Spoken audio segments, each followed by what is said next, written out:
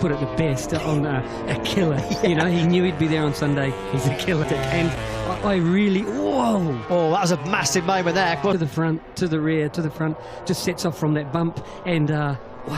He said it was his best MotoGP weekend of his Grand Prix career so far. And the way he rode, Simon, bearing in mind that he'd not scored a single point. You know what, Aleix, you've been the fastest man all weekend so far this year. I'm taking my 20 points. I need to get some points on the board.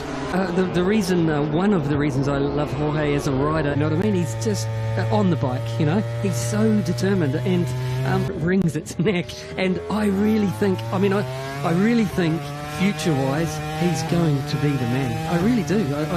But I don't expect him to. Our team principal, fair to say, it's been a pretty up and down start for this man on screens right now. Well, super strong, back to his best with grip in Mandalika, both in the rain and the dry conditions. And then it's a beautiful motorcycle, so proven, you know, like because of the engine as well, he can't fight in the corners like he needs to, or off the corner, you know, because of the low grip, and he hasn't got the engine, and then he's got no WOs going through, and I can't see him staying on it, because really, it's only they're going to throw everything at it to make you win, and he is always somebody's turn at the top, and then the other have so long, you know, to ride like Fabio is right now. Jack Appleyard's about to speak to Fabio Quartararo's manager Eric Marhe. It's going to be a hot topic over the next few weeks or so, the future of the reigning world. Talk about Fabio and where he will be in 2023. So could you just tell us what the very latest is? Update, because we are checking all parameters at this stage, and then we are a bit lucky because years ago no rush, so it's a good situation. So there's no Mandalika after the warm-up. Hopefully he caught most of that guy. Yeah, and they were dreading this weekend after last year. Ravola said, well, we had so many crashes we couldn't keep the rider on the bike. About how difficult it is from a management. Maverick was absolutely happy. He was proud. 4-day hangover. I think that's probably two things there. One, the size of your age. The old hangovers last a little bit longer when you get to our age, don't they, mate? Yeah, for sure. I try to avoid them. Suspension settings set up. But he said about change of direction. That's really important in this first. So, and if you're slow to change direction, you can't quite keep it online for the next one, lose time. The testing in Malaysia, that was one of the first things I think on day one I remember Aleix Spargrove said. Last Sunday he was that busy. 5 crashes. They saw the funny side of it though, didn't they? I think connected to Aprilia. They call him the captain, don't they?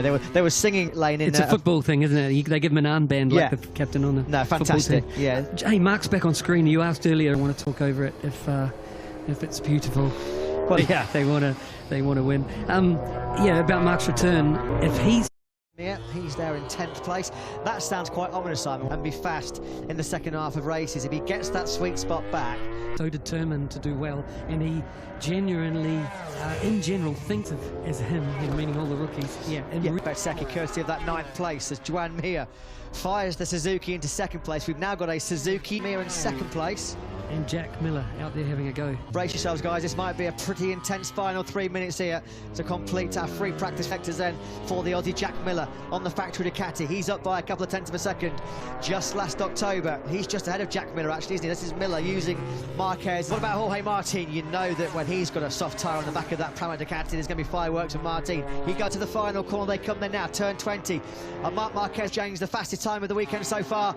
Jack Miller goes down to a 2:02.789. Jack Miller then that leads the way with a 2:02.789.